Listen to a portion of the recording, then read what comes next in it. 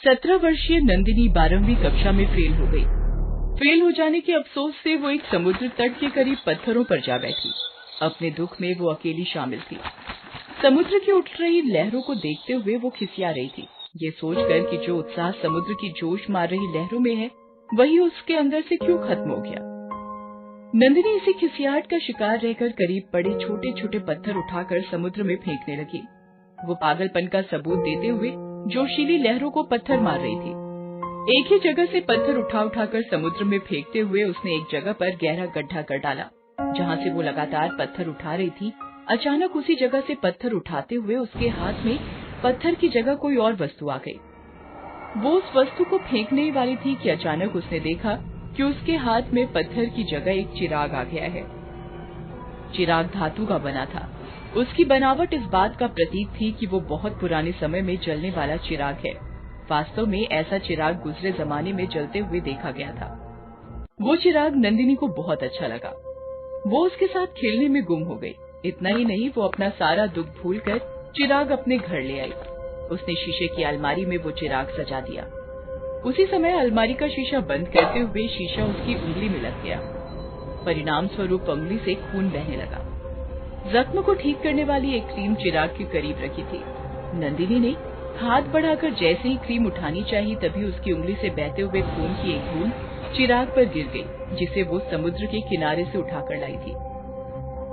बूंद के चिराग पर गिरते ही चिराग से गाढ़ा धुआं उठने लगा। ये देखकर नंदिनी डर गई। वो पीछे हट गई।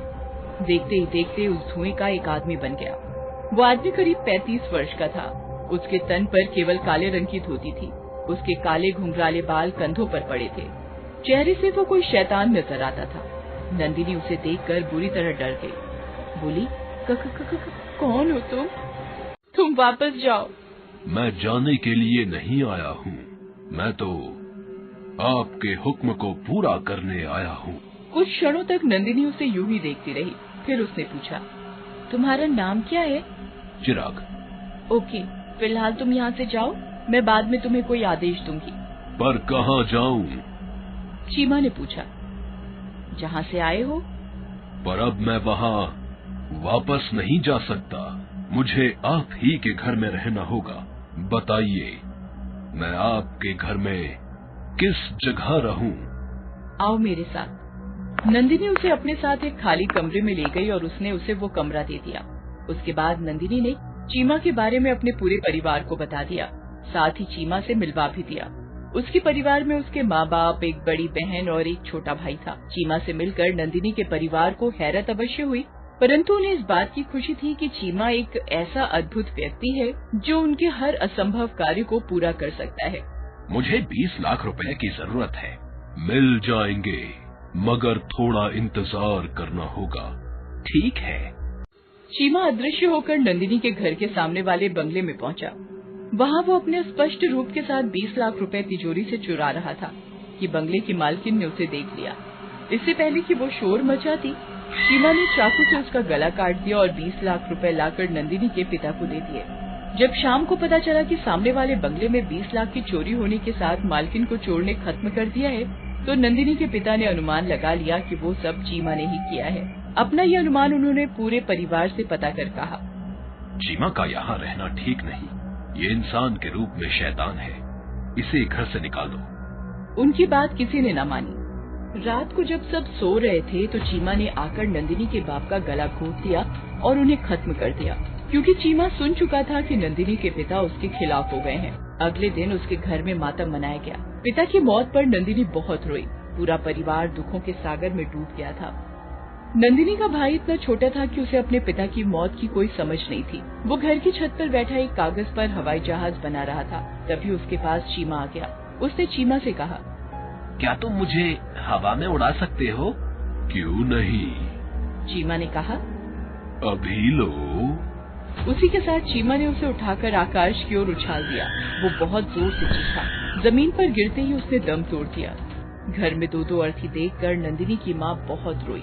अगले दिन नंदिनी की माँ ने कहा, मुझे लगता है हमारे घर में इन 2 मौतों का कारण चीमा है। जब से ये हमारे घर में आया है, तब से एक अजीब सी मनहूसियत हमारे घर में आ गई है। चीमा को जितना जल्दी हो सके घर से निकालो। नंदिनी और उसकी बड़ी बहन ने माँ की बात नहीं मानी। नंदिनी ने माँ से कहा, मम्मा आपको गलतफहमी हो रही है, चीमा हमारे लिए बुरा नहीं है। उसने एक बार कहने पर ही पापा को 20 लाख रुपए दे दिए, मगर पापा भी उसको ही गलत समझ रहे थे और अब आप भी उसको गलत समझ रही हैं। मैं सही कह रही हूँ। माँ ने अपनी बात पर जोर दिया। मम्मा ये गलतफहमी अपने दिल से निकाल दो। नंदिनी की बड़ी बहन ने कहा, चीमा हमारे लिए बुरा नहीं है। परंतु माँ ने दोनों बेटियों की एक न सुनी। 1 घंटे के बाद चीमा ने नंदिनी की माँ को भी मार दिया। माँ की मौत हो जाने के बाद दोनों बहनें अकेली रह गईं। परिवार में अचानक 3 मौत हो जाने से दोनों बहनें टूट सी गईं। उन दोनों ने समझा कि घर में लगातार 2 मौतें होने के कारण माँ सदमे से मर गई है। 15 दिन बाद नंदिनी ने चीमा से कहा, मेरा दोस्त करण अमेरिका जा रहा है, क्या तुम उसे जाने से रोक सकते हो? बेशक, चीमा ने दृढ़ स्वर में कहा। उसके बाद 2 घंटे बीत जाने पर खबर मिली कि करण की टांग किसी ने काट दी है। इतना सुनकर नंदिनी समझ गई कि करण की टांगे काटने वाला चीमा ही है। सचमुच चीमा ने ही करण की टांगे काटी थी। नंदिनी ने अपनी बड़ी बहन को सारी बात बताई। फिर दोनों बहनों ने अगली पिछली बातों को दोहराया तो उन्हें समझ में आता चला गया कि उनके परिवार वालों का तथा उनके घर के सामने बंगले की मालकिन का कातिल चीमा ही है। चीमा को हमें इस घर से निकालना ही होगा, नंदिनी बोली। तभी चीमा ठहाके लगाता हुआ उन दोनों के बीच आ गया। उन दोनों ने चीमा की शक्ल देखी तो वो बुरी तरह डर गई। चीमा बहुत डरावनी शक्ल अपना चुका था। वो दोनों उसे देखकर बुरी तरह डर गई। चीमा ने कहा, अब तुम दोनों मारी जाओगी। जानती हो मैं कौन हूँ? मैं एक मुर्दा था।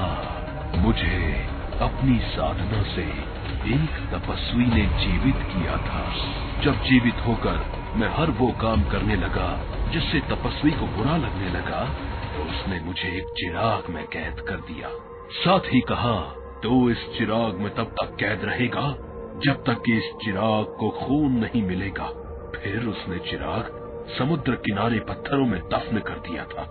उस चिराग को तुम ले आई और तुम्हारी उंगली से बहते खून की बूंद चिराग पर टपक गई। बस फिर क्या था, मैं कैद से आजाद हो गया।